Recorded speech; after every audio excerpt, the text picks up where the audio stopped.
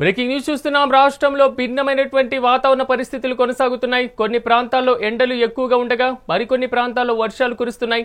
ఈ నేపథ్యంలో తెలంగాణలో ఇవాళ భారీ వర్షాలు కురిసేటువంటి అవకాశం ఉందని వాతావరణ శాఖ తెలిపింది. నిర్మల్, నిజామాబాద్, జగిత్యాల, కామారెడ్డి, మెదక్, సంగారెడ్డితో పాటుగా వికారాబాద్, రాజన్న సిరిసిల్ల, సిద్దిపేట, నాగర్ కర్నూల్, ములుగు, భద్రాద్రి కొత్తగూడెం, ఖమ్మం జిల్లాల్లో భారీ వర్షాలు కురిసే అవకాశం ఉందని తెలిపింది. ఆయా జిల్లాలకు ఎల్లో అలర్ట్ ను జారీ చేసింది వాతావరణ శాఖ. హైదరాబాద్ లో తేలికపాటి నుంచి మోస్తరు వర్షాలు కురిసేటువంటి అవకాశం ఉందని వెల్లడించింది. ఇక ఆంధ్రప్రదేశ్ లో గన్నవరం, బాపట్ల, ఒంగోలు, కావలి, నెల్లూరు ఇతర ప్రాంతాల్లో గరిష్ట ఉష్ణోగ్రతలు కొనసాగుతున్నాయి. 36 డిగ్రీలకు పైగా నమోదవుతున్నాయి.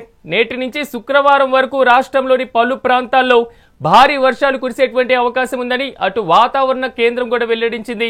అలాగే వాయువ్య, పశ్చిమ మధ్య బంగాళాఖాతంలో ఈ నెల 13న అల్పపీడనం ఏర్పడుతుందని ఐఎండీ అంచనా వేసింది. అయితే నగరంలో రాత్రి కురిసినటువంటి వర్షాలకు పలు కాలనీల్లో వరదలు నిలిచిపోయాయి. మీర్పేట, మిథిలా నగర్లో నడుము లోతు వరద నీరు నిలిచిపోయింది. బాలాజీ నగర్, సత్యసాయి నగర్లో రోడ్లపైన నీరు ప్రవహిస్తుంది. పలు కాలనీల్లో ఇళ్లలోకి వరద నీరు చేరడంతో స్థానికులు ఇబ్బందులు పడుతున్నారు. ఇక సత్యసాయి నగర్, మిథిలా నగర్లో డ్రైనేజీలు పొంగి పొర్లుతున్నాయి. వరద వెళ్లేటువంటి మార్గం లేక రోడ్లపైనే వరద నీరు నిలిచిపోతుంది. ఇక ఇదే అంశానికి సంబంధించి మరింత సమాచారాన్ని న్యూస్ రూమ్ నుంచి మా ప్రతినిధి హారిక అందిస్తారు. హారిక, చెప్పండి.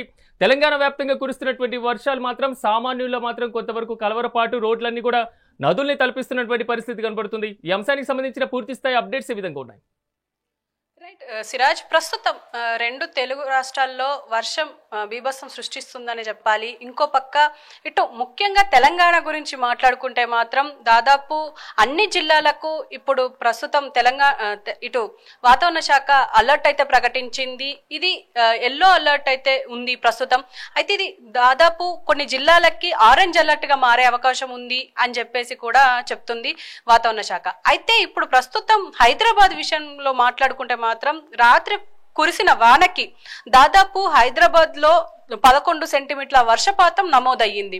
చార్మినార్ దగ్గర అయితే 10 సెంటీమీటర్ల మేర వర్షపాతం కురిసింది. అయితే దీనికి సంబంధించి ఇప్పటికే అన్ని ఏరియాల్లో ఇప్పటికీ నీళ్లు అలాగే నిలిచిపోవడం, ఇబ్బందులకు గురి కావడం, పైగా అక్కడ ఏదైతే ఇప్పుడు ఈ ట్రాఫిక్ సమస్య ముఖ్యంగా మాట్లాడుకోవాలి హైదరాబాద్ లో. ఎందుకు అనంటే ఎక్కడికక్కడ మ్యాన్ హోల్స్ ఓపెన్ ఉండడం, ఇంకో పక్క ఈ నాలాలు ఉప్పొంగి రోడ్లపైకి రావడం వల్ల చాలా మందికి ఇది సమస్యగా మారింది అనుకోవాలి. ముఖ్యంగా వాహనదారులు దాదాపు 5 కిలోమీటర్ల దూరం వరకు ఈ ట్రాఫిక్ జామ్ అవ్వడంతో ఇళ్లకు వెళ్ళడానికి చాలా ఇబ్బందులుగా మారాయి. అయితే నిన్న దాదాపు 9:30 గంటలకి స్టార్ట్ అయిన ఈ వర్షం ఉరుముల మెరుపులతోని మొదలయ్యింది. దాదాపు అన్ని ఏరియాల్లో ఇటు కూకట్పల్లి, మియాపూర్, ఇటు పంజాగుట్ట, హైదరాబాద్ లో ఉన్న ప్రతి ఏరియాల్లో ఈ వర్షపాతం అయితే నమోదైంది. అయితే ఆల్రెడీ వాతావరణ శాఖ హెచ్చరించింది, అంటే మోస్తారు నుంచి భారీ వర్షాలు పడే అవకాశం ఉంది అని చెప్పేసి. అయితే దీనికి సంబంధించి అంటే ప్రజలు అప్రమత్తంగా ఉండాలి అని చెప్తూనే ఇంకో పక్క అలర్ట్ కూడా ప్రకటిస్తుంది వాతావరణ శాఖ. అయితే దీనికి సంబంధించి ఇటు మాన్సూన్ సిబ్బంది కావచ్చు, జిహెచ్ఎంసీ సిబ్బంది కావచ్చు, హైడ్రా సిబ్బంది కావచ్చు, ఎక్కడికక్కడ ప్రత్యామ్నాయ చర్యలు చేపడుతున్నాయని చెప్పుకోవాలి. అంటే సహాయక చర్యలు కూడా చేపడుతున్నాయని చెప్పాలి. ఎందుకంటే ప్రధాన రహదారుల్లో ఏవైతే ఇప్పుడు వాహనాలు నిలిచిపోతాయో వాటన్నిటిని క్లియర్ చేయడానికి, అంటే ట్రాఫిక్ జామ్ అవ్వకుండా ఉండడానికి ప్రయత్నాలు చేస్తున్నారు. ఒక పక్క ఇటు మ్యాన్ హోల్స్ ఎక్కడైనా ఓపెన్ ఉంటే వాటిని కూడా క్లియర్ చేయడానికి ట్రై చేస్తూ ఉన్నారు. అయితే ఇక్కడ మనం మాట్లాడుకోవాల్సింది ఏంటి అంటే ప్రధాన రహదారులపైనే ఈ సిబ్బంది పనిచేస్తున్నారు. లోపలికి వచ్చి అంటే ఇప్పుడు కృష్ణానగర్ కావచ్చు, యూసుఫ్ గూడ కావచ్చు, ఇటు పంజాగుట్ట కావచ్చు, అంటే లోపల చిన్న చిన్న ఏరియాల్లోకి, అంటే అవి కూడా రహదారులే కానీ వాటిని పట్టించుకోవట్లేదు అని చెప్పేసి ఇదొక విమర్శ అయితే నడుస్తుంది. అయితే ప్రస్తుతం హైదరాబాద్ వ్యాప్తంగా మొత్తం అంటే వర్షం పడితే ఖచ్చితంగా ఒక దగ్గర స్తంభించిపోతుంది అనుకొని మాట్లాడుకోవాలి. అయితే ప్రస్తుతం దీనికి సంబంధించి ఆల్రెడీ సీఎం రేవంత్ రెడ్డి సమయం దాదాపు కూడా 1 అవుతుంది. 4 క్రాస్ అయిందంటే చాలు నగర ప్రజలందరూ కూడా హడలిపోతున్నారు. గత కొన్ని రోజుల నుంచి సాయంత్రం అయితే వర్షం కూడా బీభత్సంగా పడుతున్నటువంటి పరిస్థితి కనబడుతుంది. వీకెండ్ కాబట్టి ఇప్పటి వరకు పిల్లలకి స్కూల్ లేదు, హాలిడేస్, పబ్లిక్ హాలిడేస్ వచ్చినాయి. కానీ రేపటి నుంచి మళ్ళీ స్కూల్స్ ప్రారంభమవుతాయి. ఇదే రకంగా వర్షం ఎన్ని రోజులు కొనసాగేటువంటి అవకాశం ఉందంటున్నారు. మరి ముఖ్యంగా విద్యా సంస్థలకు సంబంధించి కీలకమైనటువంటి నిర్ణయం తీసుకునేటువంటి అవకాశం ఏందని కనిపిస్తుందా? ప్రస్తుతం అయితే ఇప్పుడు అంటే 11, 12, 13 వర్షాలు అంటే మోస్తారు నుంచి వెళ్ళి భారీ వర్షాలు పడే అవకాశం ఉంది అని చెప్పేసి ఆల్రెడీ వాతావరణ శాఖ హెచ్చరిస్తుంది. కానీ 13వ తారీఖు నుంచి అల్పపీడనం ఏర్పడే అవకాశం ఉంది బంగాళాఖాతంలో. సో ఇటు రైతులకైతే ఇది ఒక శుభవార్త, ఎందుకంటే మంచి వానలు పడే అవకాశం ఉంది అని చెప్పేసి అయితే వాతావరణ శాఖ చెప్తుంది. కానీ ఈ 13, 14, 15 దాదాపు ఈ 3 రోజులు బంగాళాఖాతంలో ఏర్పడిన అల్పపీడనం వల్ల వర్షాలు పడే అవకాశం ఉంది అని చెప్పేసి అయితే హెచ్చరిస్తుంది.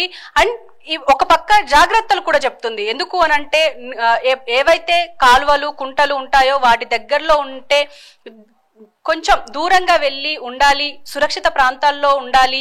అలాగే వర్ష సమయంలో ఏవైతే చెట్ల కింద తలదాచుకునే ప్రయత్నాలు కూడా చేయొద్దు, ఎందుకంటే పిడుగులతో కూడిన వర్షం పడే అవకాశం ఉంది అని చెప్పేసి వాతావరణ శాఖ చెప్తుంది. దాదాపు 30 నుంచి 40 కిలోమీటర్ల వేగంతో ఈదురుగాలు కూడా వీస్తున్నాయి. మనం నైట్ కూడా చూసాము. దాదాపు 9:30కు స్టార్ట్ అయిన వర్షం దాదాపు మొత్తం 12, 12:30 వరకు ఈ వర్షం కొనసాగుతూనే ఉంది. అది ఉరుముల మెరుపులతో పాటు ఈదురుగాలు కూడా వీచడం ఇది మనం మాట్లాడుకోవాల్సింది. పైగా దాదాపు 11 సెంటీమీటర్ల వర్షపాతం నమోదైందంటే మామూలు విషయం కాదు. కాబట్టి అంటే ఖచ్చితంగా ప్రజలు ఒక పక్క అప్రమత్తంగా ఉండాలి అని చెప్పేసి వాతావరణ శాఖ చెప్తూనే, ఇంకో పక్క అంటే ఈ రోజు కూడా వర్షం పడే అవకాశం ఉంది. అంటే ప్రస్తుతం ఎండ కొడుతున్నప్పటికీ దాదాపు సాయంత్రం అయితే మనం గత కొన్ని రోజులుగా చూస్తూనే ఉన్నాం, సాయంత్రం సమయంలోనే వర్షం స్టార్ట్ అయింది. కానీ నిన్న మాత్రమే 9:30కు స్టార్ట్ అయ్యింది. కానీ ఎప్పుడైతే ఆఫీసుల నుంచి ఇంటికి వెళ్లే టైం ఉంటుందో ఆ టైంలోనే వర్షం పడుతుంది అని చెప్పేసి ప్రజలందరూ చెప్తున్న విషయమే మనం కూడా గమనిస్తున్నాం. కాబట్టి ఇప్పుడు కూడా ఈ రోజు కూడా ఈ వర్షం పడే అవకాశం ఉంది. మోస్తారు నుంచి అంటే కొన్ని ప్రాంతాల్లో మోస్తారు వర్షం పడే అవకాశం ఉంది. అలాగే భారీ వర్షాలు కూడా నమోదయ్యే అవకాశం ఉంది అని చెప్పేసి వాతావరణ శాఖ చెప్తుంది. కానీ మనం ఇక్కడ గుర్తుపెట్టుకోవాల్సింది ఏంటి అంటే 13, ఎందుకంటే మనకు ఇండిపెండెన్స్ డే కూడా వస్తుంది 15కి.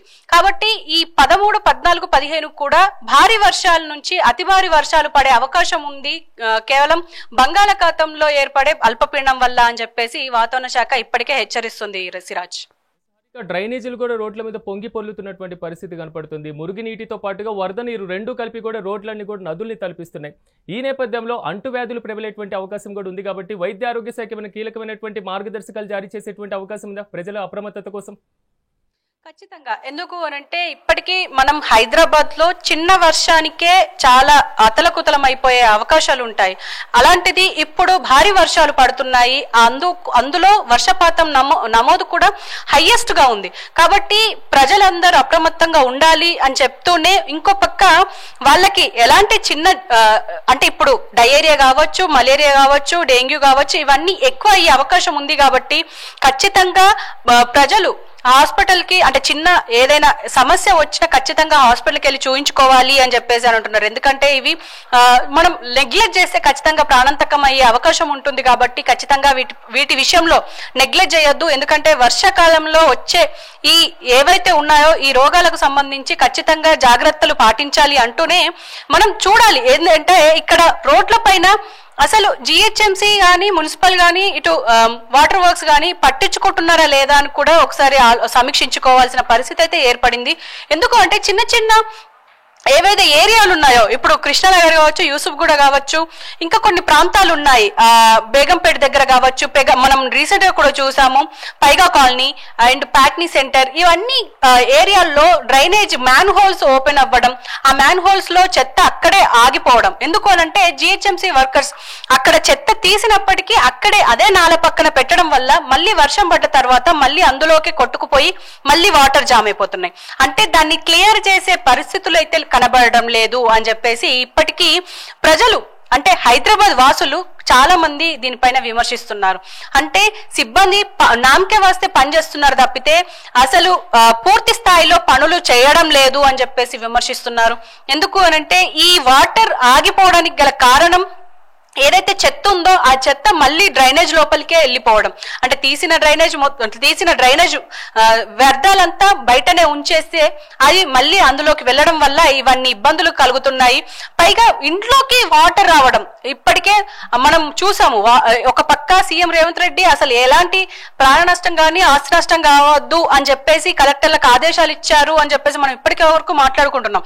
కానీ ఇక్కడ ఆస్తి నష్టం జరుగుతుంది అని చెప్పేసి చాలా కాలనీల్లో చాలా మంది బాధపడుతున్నారు. ఎందుకు అనంటే వాళ్ళ విలువైన డాక్యుమెంట్స్ కావచ్చు, విలువైన మందులు కావచ్చు, ఎందుకంటే ఇళ్లలో వృద్ధులు ఉంటారు, పిల్లలు ఉంటారు. ఎందుకంటే ఇప్పుడు ఇది మాన్సూన్ సీజన్ కాబట్టి దానికి సంబంధించిన టాబ్లెట్స్ ఉంటాయి. అవన్నీ ఈ వరద లోపలికి కొట్టుకొని రావడం వల్ల ఇవన్నీ ఇబ్బందులు కలుగుతున్నాయి.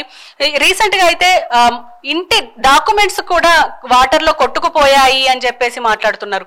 అంటే ఇవన్నీ వరదలు కావచ్చు, అంటే నాలాల పైన ఈ ఇల్లులు కట్టడం లేకపోతే మొత్తం నాలని ఆక్రమించుకోవడం జరుగుతుంది కాబట్టే ఇలాంటి పరిస్థితులు ఏర్పడుతున్నాయి అని చెప్పేసి చాలా మంది విమర్శిస్తున్నారు.